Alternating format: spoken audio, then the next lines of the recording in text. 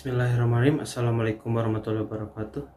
Perkenalkan, nama saya Risman Eka Tresna, asal dari program studi Perencanaan Wilayah Kota, Fakultas Teknik Universitas Islam Bandung.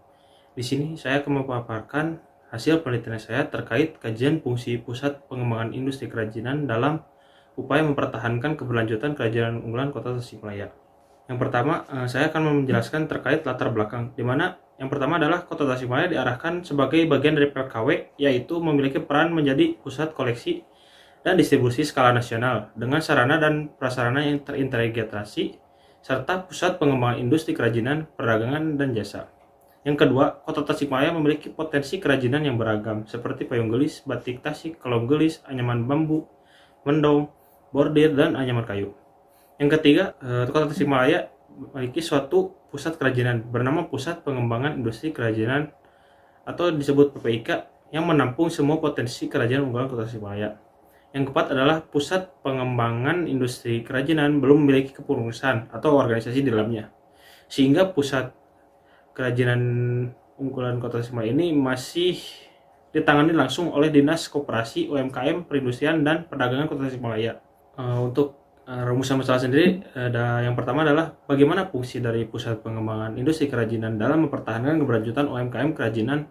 Yang kedua, bagaimana kinerja program kerja dari pusat pengembangan industri kerajinan berdasarkan tanggapan dari pelaku usaha kerajinan unggulan Kota Tasikmalaya. Tujuan penelitian sendiri yaitu mengidentifikasi dan menganalisis tanggapan UMKM kerajinan unggulan Kota Tasikmalaya terhadap efektivitas fungsi dari pusat pengembangan industri kerajinan. Yang kedua adalah mengidentifikasi dan menganalisis tanggapan UMKM kerajinan unggulan Kota Tasikmalaya terhadap kinerja PPIK melalui program-program yang dilaksanakan PPIK. Untuk metode analisis yang dilakukan pada penelitian ini terdapat dua, yaitu analisis fungsi dan analisis kinerja program. Untuk yang pertama, analisis fungsi. Analisis ini digunakan untuk menilai sejauh mana fungsi dari pusat pengembangan industri kerajinan dalam menjalankan fungsi yang telah disusun. Yang kedua adalah analisis kinerja program, di mana analisis kinerja program ini melihat untuk sejauh mana keefektivitasan program-program yang ada dan sudah berjalan di PPIK yang sekarang masih ditangani langsung oleh Dinas Koperasi, UMKM, Perindustrian, dan Perdagangan Kota Tasikmalaya. Baik, yang pertama adalah analisis fungsi, di mana tahapannya adalah yang pertama itu wawancara stakeholder PPIK terkait fungsi dan temuan dari lapangan sendiri. Untuk PPIK memiliki 3 fungsi utama, yaitu pembinaan, promosi, dan pelatihan.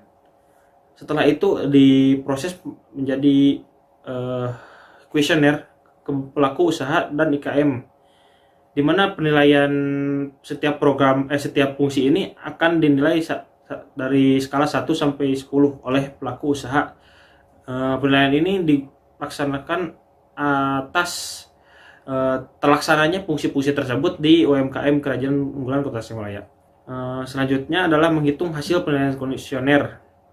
Yang keempat adalah penilaian hasil kuesioner fungsi PPIK, di mana fungsi-fungsi ini akan dikategorikan ke dalam salah satu dari 4 kategori, yaitu yang pertama kurang berdampak, yang kedua cukup berdampak, yang ketiga berdampak. Analisis ini di mana ketiga fungsi dari PPIK ini sudah berdampak dan bahkan ada yang sangat berdampak, yaitu dalam fungsi promosi. Lalu analisis selanjutnya adalah analisis kinerja program. Analisis kinerja program ini menggunakan metode analisis important performance analysis, dan ini adalah 24 program yang telah terlaksana di PPIK. Untuk tahapannya sendiri, yang pertama itu adalah penentuan skor, di mana penentuan skor ini ada tentang pelaksanaan atau persepsi. Yang kedua adalah penilaian tentang ekspektasi kepentingan. Penyebaran kuesioner ke pelaku usaha. Kuesioner ini berisi 24 program kerja yang telah dipilih. Baik, untuk hasil analisis dari analisis kinerja program ini, di mana menghasilkan 4 kuadran. Di mana kuadran yang pertama yaitu prioritas utama, di mana ada 3 program yang termasuk dalam kuadran ini. Yang interpretasinya adalah program-program pada kuadran ini merupakan program yang perlu ditingkatkan kinerjanya serta diutamakan pelaksanaannya, dikarenakan pelaku usaha sangat membutuhkan terlaksananya program yang ada pada kuadran ini. Yang kedua, untuk kuadran 2 memiliki 13 program, di mana program-program yang pada kuadran ini sudah berjalan dan sesuai dengan apa yang pelaku usaha kerajinan harapkan. hanya tinggal mempertahankan eksistensi dan kinerja dari program-program tersebut agar terus berjalan. Yang ketiga, kuadran 3, di mana program-program pada kuadran ini merupakan program-program yang perlu dipertimbangkan kembali manfaatnya terhadap kemajuan usaha Kerajaan Kota Tasikmalaya. Karena program pada kuadran ini dirasa kurang berpengaruh. Yang keempat, kuadran 4, program-program pada kuadran ini dirasa kurang perlu dilaksanakan menurut para pelaku usaha, di mana dan diharapkan dapat dikurangi agar terfokus pada program yang dibutuhkan saja. Kesimpulan dari penelitian ini didapat yaitu fungsi yang sudah berjalan di pusat pengembangan industri kerajinan PPIK ada 3, yaitu pembinaan, promosi, dan pelatihan. Yang sebelumnya dianggap belum optimal dan berjalan baik, ternyata sudah bisa dianggap berjalan. Hal tersebut didapat dari tanggapan UMKM kerajinan bahwa 3 fungsi yang ada sudah mereka dapatkan serta rasakan dampaknya terhadap usaha mereka. Yang kedua, program kerja yang diterapkan di PPIK, terdapat 24 program kerja yang dari hasil analisis kinerja program.